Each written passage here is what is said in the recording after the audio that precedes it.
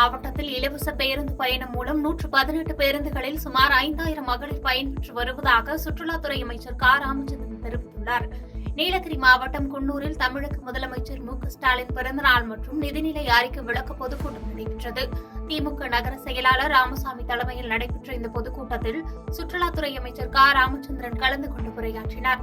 அப்போது சுற்றுலாத்துறையை மேம்படுத்தவும் பழங்குடியின மக்களின் வாழ்வாதாரத்தை பாதுகாக்கவும் நடவடிக்கை எடுக்கப்பட்டு வருவதாக தெரிவித்த அவர், சுற்றுலா தலங்களை மேம்படுத்த அரசு நிதி ஒதுக்கீடு செய்துள்ளதாக கூறினார். மேலும் மத்திய அரசு சார்பில் இதுவரை தமிழக அரசுக்கு குறிப்பிட்ட நிதி ஒதுக்கவில்லை என்று குற்றம் சாட்டிய அவர், தற்போது தேர்தல் என்பதால் பிரதமர் மோடி மக்களை திசை திருப்புவதற்காக அடிக்கடி தமிழ்நாட்டிற்கு வந்து செல்கிறார் என்று விமர்சித்தார்.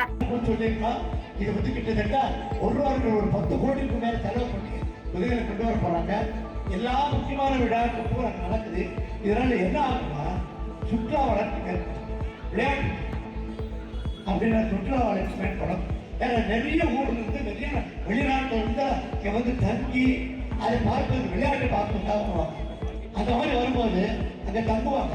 தங்குற இடத்துக்கு வாடகை அங்க இருக்கிற கடைக்காரர்கிட்ட ஏதாவது வாங்கணும். மற்ற எல்லாம் பொதுமக்கள் வச்சுக்கணுமா என்னென்னமே படிச்சுட்டு இருக்கணும்.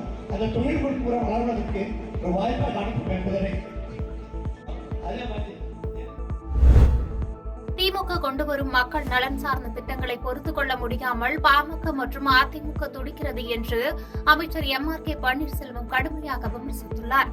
கடலூர் மாவட்டம் வடலூர் பேருந்து நிலையத்தில் எல்லோருக்கும் எல்லாம் என்ற தலைப்பில் ஸ்டாலின் பிறந்தநாள் விழா மற்றும் நிதிநிலை அறிக்கை விளக்க பொதுக்கூட்டம் நடைபெற்றது.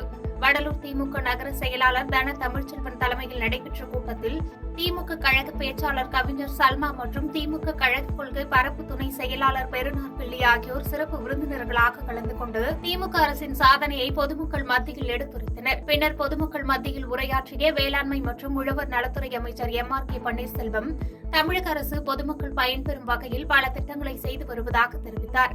மேலும் வடலூர் வள்ளலார் சத்திய ஞான சபை தரம் உயர்த்தப்பட்டு 100 கோடி செலவில் புதிய சர்வதேச மையம் அமைக்கப்பட உள்ளதாகவும், வடலூர் நகராட்சி தரம் உயர்த்தப்பட்டு பல திட்டங்கள் இன்னும் செயல்படுத்தப்பட உள்ளது என்று தெரிவித்தார்.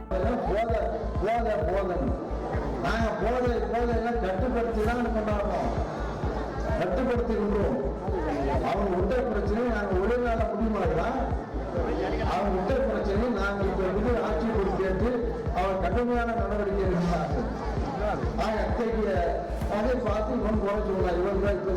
ஒரு வேலை நிட்டா 3 வேலை இங்க காட்டணும்.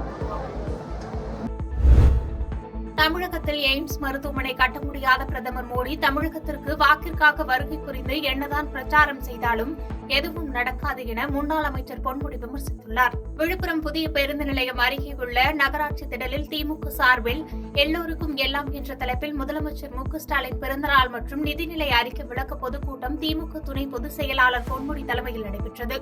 அப்போது மேடையில் பேசிய திமுக மாநில துணை பொதுச் செயலாளர் பொன்முடி, தமிழ்நாட்டிற்கு வந்த பிரதமர் மோடி இலவச மின்சாரம் கொடுப்போம் என தெரிவிக்கிறார்.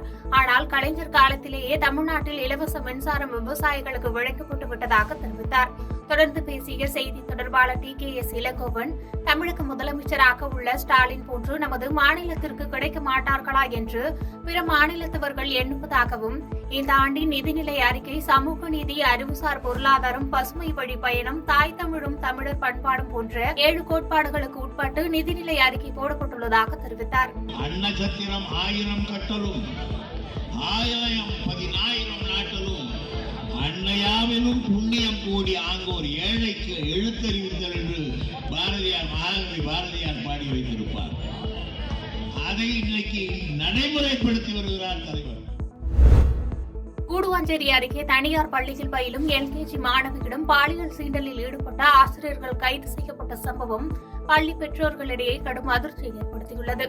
செங்கல்பட்டு மாவட்டம் கூடுவாஞ்சேரி அடுத்த வல்லாஞ்சேரி GST சாலையொட்டி தனியார் பள்ளி ஒன்று இயங்கி வருகிறது.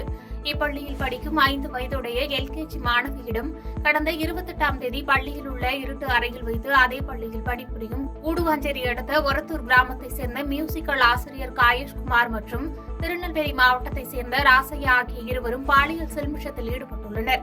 இதை அறிந்த சிறுமியின் பெற்றோர் கூடுவாஞ்சேரி அனைத்து மகளிர் காவல் நிலையத்தில் புகார் அளித்தனர். புகாரின் அடிப்படையில் போக்சோ வழக்கு பதிவு செய்த போலீசார் ஆசிரியர்கள் காயேஷ்குமார், ராசையா ஆகிய இருவரையும் செங்கல்பட்டு நீதிமன்றத்தில் ஆஜர்படுத்தி சிறையில் அடைத்தனர்.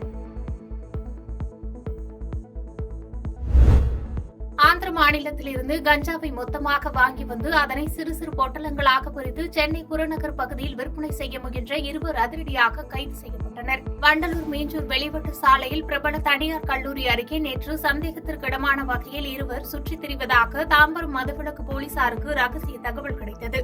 அதன் அடிப்படையில் விரைந்து சென்ற போலீசார் அந்த நபர்களை மடக்கி பிடித்து அவர்கள் வைத்திருந்த உடைமையை சோதனை செய்தபோது அதில் சிறு சிறு பொட்டலங்களாக சுமார் 45 கிலோ கஞ்சா இருப்பது தெரியவந்தது.